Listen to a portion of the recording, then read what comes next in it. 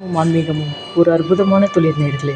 நேர்களே, kidney stone வந்துருத்தா கவலையெல்லாம் விட்டுருங்க நேர்களே.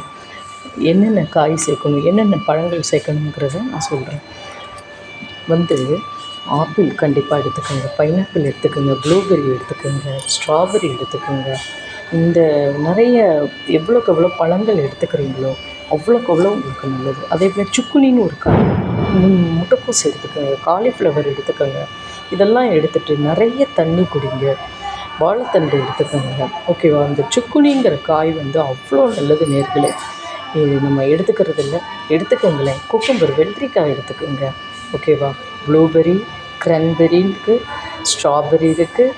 க்ரன்பெர்ரின்னு சரண் CRAN கரன்பெர்ரி. இதை நீங்கள் எடுத்துட்டிங்கன்னு வச்சுக்கோங்களேன். சீத்தாப்பழம், இதெல்லாம் நான் எடுத்துட்டிங்கன்னா அவ்வளோ ஒரு நல்லது. அதே போல் கரும்பு ஜூஸ் குடிங்க நேர்களே. கரும்பு ஜூஸுக்கு கிட்னி கல் கரையிறதுக்கு நிறைய சான்ஸ் இருக்குது. பீன்ஸு தண்ணி, வெண்டைக்காய் எடுத்துக்கோங்க, இதெல்லாம் எடுத்துக்கோங்க. வெளியில் சாப்பிட்ற ஐட்டத்தை தவிர்த்துருங்க. அதாவது கேஸ் உள்ள அந்த பாட்டில் கூல்ட்ரிங்க்ஸை விட்டுருங்க. வீட்டில் அடித்து கூல்ட்ரிங்க், அதாவது ஜூஸ் குடிங்க, ஓகேவா. இது நல்லது. சூரியனை டெய்லி ஓம் கடோர்க்க சிவாய நமக ஓம்னு சொல்லுங்கள். உங்களுக்கு எல்லாமே விமோச்சனம் கண்டிப்பாக.